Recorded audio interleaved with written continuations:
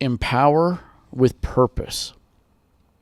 Effective leaders understand that their role is to remove obstacles, provide resources, and share knowledge that enables their team members to grow beyond their current capabilities. So good. So Pastor Burgess talks about all the time with that, like with the growth of the church. He talks about it with different things, but God's church is meant to grow. It was designed to grow. Yes. And so a lot of times we clamor about growing the church. And I'm not bashing it at all. But what he talks about is a lot of times what we need to focus on is removing the inhibitors. Mm-hmm. Remove the inhibitors to growth.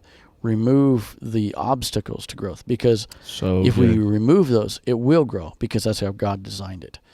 Wow. And so that's with empowering leaders, is we remove the obstacles, and sometimes that's self-doubt. Sometimes it's how they see their self. If we can remove that, it's, I like I said, I started working when I was really young, 14 years old. And so I worked with many, many different people. And I remember a gentleman that I worked with, that he taught me so much by just example. One thing is his work ethic was just incredible. Yeah. But he taught me so much just by example, and he would I'd be like, well, I haven't done that before. Or here's a phrase. I remember he can you do this? Yeah, I'll try. And he'd stop and he'd try, Gabe? Just do it. Yeah. And he wasn't meaning mean. He meant it you can do this. You can do it. And it changed. Something clicked eventually in my head. Yeah, I can do that. And I became more confident and better at my job. And so if we can help others see their own potential, and that's kind of in our point 3, but help others see their own potential, that is part of removing some of those obstacles. So good. Or teaching them how to overcome. And yes. Oh man, it's incredible how much this is tying in with what I was teaching, because I brought inhibitors to to potential. And I wasn't listening in. It's just it's just right on. But here's a couple inhibitors. Like you said, self-doubt is a big one. Yes. There's laziness. Oh man. There's an inhibitor. There's complacency, which is it's tied in with laziness, but complacency is kind of the point where it's hey, I'm comfortable where I'm at. Yes. Apathy. There's fear. Yep. Fear is a potential killer. But teaching someone how to overcome their fear. Yes. There's a lot of things. There's distractions.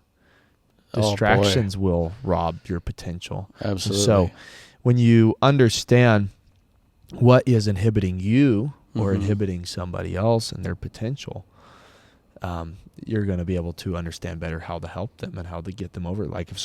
If someone is letting fear get in the way, from them growing, you can then help them through teaching them, well, what does the Bible say about fear? Overcoming the fear. And that inspiration of seeing some kind of goal, or seeing some kind of, it's like the kitten that looks in the mirror and sees a lion. Or whatever. But looking at seeing what could I become, then sometimes that helps dissuade the fear. The inhibitors look really small when you see the outcome. Yeah, exactly. Oh, that's good. I like that. Yeah. Inhibitors look really small when you see the outcome. So another part of that empowering, I thought of an example of Nehemiah.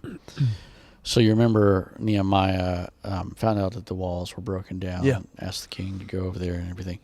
So in that story, Nehemiah had the people build the wall, and he was an incredible leader, obviously, by being able to do that. But somewhere in there, and I didn't look this up beforehand, but I just remember this, somewhere in there, he had the people build the wall in front of their house or home, whatever you want to call it. Yeah. But he had them build the wall in front of their home. So he gave them, tools, or maybe they had the tools or whatever. But I thought, going back to the trumpet guy, right, is empowering people is removing those inhibitors and helping them see how it benefits them. Zig Ziglar says, you help people get what they want, they'll help you get what you want, whatever. And so helping them see how this benefits them in the context of the kingdom of God.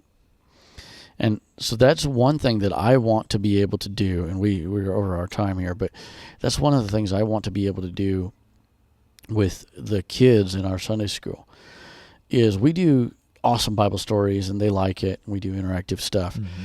But I want it to click for them. I want them to see that they have the potential Absolutely to do some of these great and incredible things. Yeah, so good.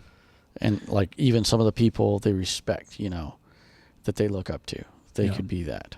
Wow.